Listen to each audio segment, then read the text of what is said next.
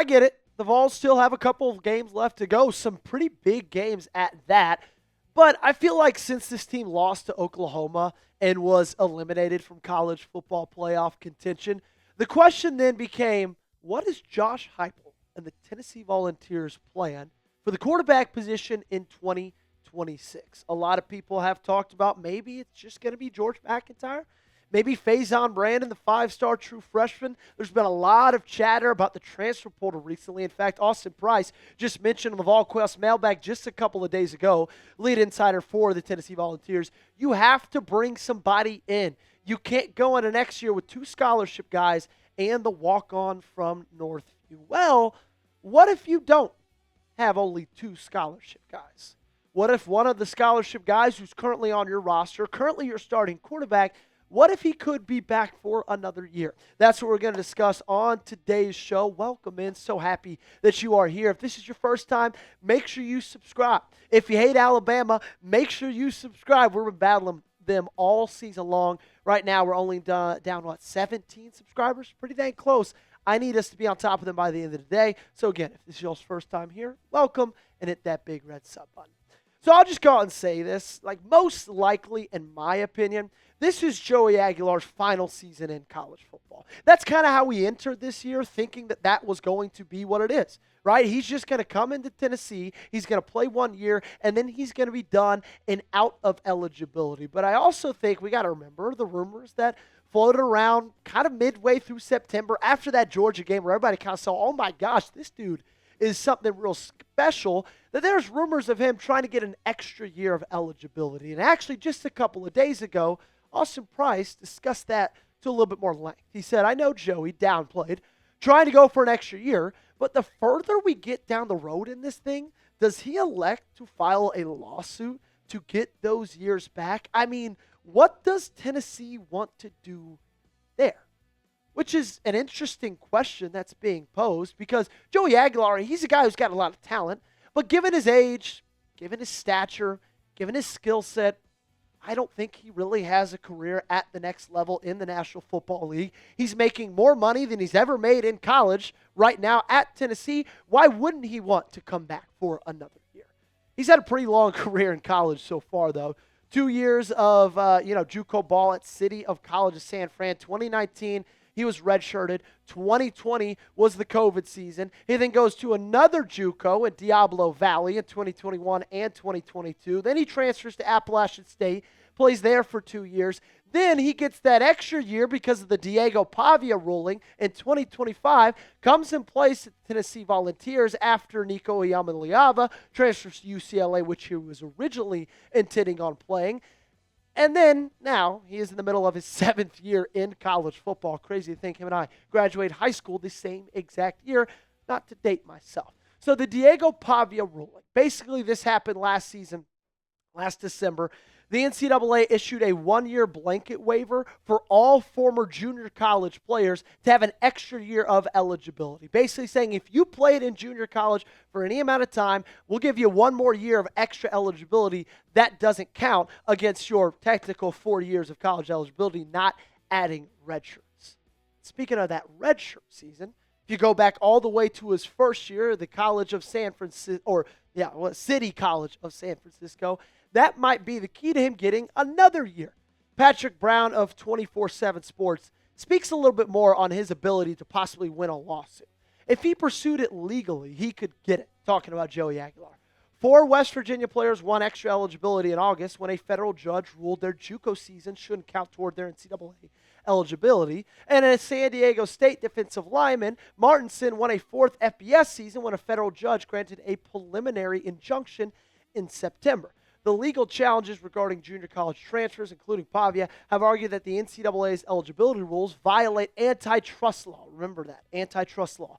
By restricting how many seasons an athlete could tap into their competitive market and their earning power via NIL and revenue sharing, now permitted after the House settlement earlier this year. So I told you, remember that antitrust law. Well, Sam Ehrlich, a guy who covers college football law for a living, he writes about it, said Pavia's attorney, back in September, is saying that unless the rules are not found to be subject to antitrust, they're going to stack on a challenge to the redshirt rule. So they already did it to JUCO. They're planning on doing it to the redshirt rule and asking for an injunction so Pavia can play in 2026. Now, I don't know if that's still the plan for Diego Pavia, but Pavia's attorney was quoted in saying both the JUCO and redshirt rules are subject to United States antitrust laws, a threshold issue in both the Pavia and Langston Patterson cases. It's a lot. I get it. It's confusing. Basically, Aguilar's eligibility would run out after this year. But if the redshirt rule is deemed invalid, he could be eligible to return in 2026. So, what's going to happen? Is he going to try to make that happen? Does Tennessee want for him and them to make that happen? I've got a couple of mixed opinions on it. Like, first and foremost, with the state of where you are in your quarterback room right now, I would not mind one bit for Joey Aguilar to be a bridge guy next season and come back and play. I believe in his talent. Sure, the turnovers have kind of started creeping in a little bit more as this season has gone on, but still, his ability to run this offense, I think, would only get better with a full year under his belt. But also, like, there's the college football fan in me that's looking at it. I got to take off my orange-colored glasses and just say, at the end of the day, 8 years of college football is a very, very long time. We got more to talk about and break down in this matter. What do you think, though? Will Joey Aguilar be granted extra eligibility next year? Give me a yes or give me a no, and let me know in that comment section down below. So the quarterback situation looks like this for the Tennessee Volunteers. Say Joey Aguilar can't come back. Well, you go next to Jake Merklinger, who I believe is QB2, QB3 right now. There's been rumors from Austin Price about him entering the transfer portal at the end of the season. Pretty much everybody thinks Merklinger is all but gone, right? Then you go to George McIntyre, who is a freshman right now, first year. Does Heupel trust McIntyre as a second-year player, especially when a lot of people have talked about George McIntyre's goal this season, his freshman year, sole goal was to put on weight. And if you look at this picture right now, and I get it, I'm probably not one to talk, being 6'3" and like 180 pounds myself, but does it look like he's been putting on weight so far these last couple of months? Because it doesn't to me. And then, of course, you got the true freshman Faison Brandon coming in. But Josh Heupel, true freshman quarterback, they often don't mix very well, right? You haven't seen it yet.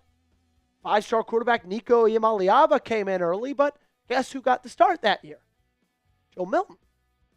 Like, maybe you give Joey, if he can get it, you run with him for one more season, and then have George McIntyre, who would be then his third year in the program, if he stays, if it doesn't rattle him, and then Faison Brandon, who would be in his second year of the program, then for 2027, have those two guys battle it out.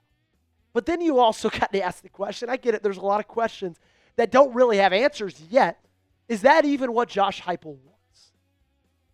Is that even his desire for next season? Like, my take is, if you're already talking about going to the transfer portal, and I'll bring you back to what we showed you, that quote from Austin Price at the very beginning of today's show, which he says they got to bring somebody in, and everybody thinks they're going to. If you're going to go to the portal to bring in a bridge guy, you might as well just roll with 6 next season if it can happen. The problem is, though, because, of course, it's not going to be easy. The portal window now, there's only one of them, which I think is a great thing. For this situation, probably not as beneficial. And it's open from January 2nd to January 16th. So if this isn't something that's decided by January 16th, which is less than 2 months from right now, when you are watching this video, they're going to have to make their decision by then. And I'm not saying a ruling can't come down later. I'm just saying if they feel like they're going to need to go to the transfer portal, they're only going to have 14 days to be able to do that. So they're not going to wait until further down the road when there might be a ruling on Joey Aguilar's eligibility. If that's going to be in question and they don't feel good about it, and if it's even unknown in general, they're going to go to the transfer portal and get someone. My prediction, I don't think Joey will be playing college football in 2026. I'm not saying I hope that's what happens. I'm just saying if I had to guess, that's where I would put it. Don't shoot the guesser. Don't shoot the guesser. Who do you want to be quarterback in 2026? Joey Aguilar, George McIntyre, Faison Brandon, or a portal player?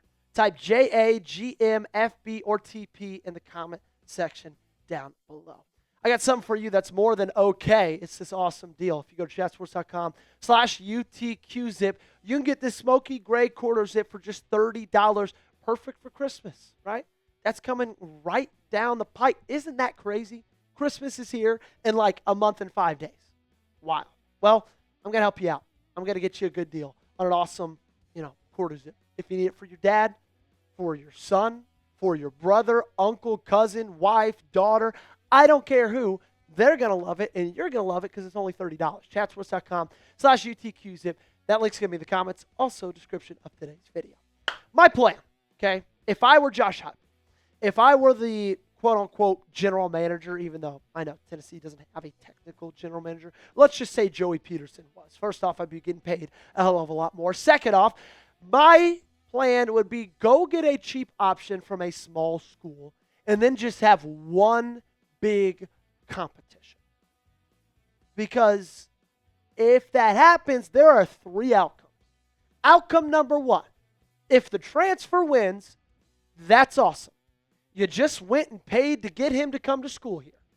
Now, we know that Tennessee, they're not big money spenders when it comes to the portal, so I don't think this is going to be some guy that's too expensive. I think you're looking at a guy a little bit like Joey Aguilar's prowess, someone from a small school. Sure, Joey Aguilar costed you a little bit over $1 million. That's just the price of quarterbacks, and that's also because you had to get him so late and you were kind of desperate. Regardless, I digress.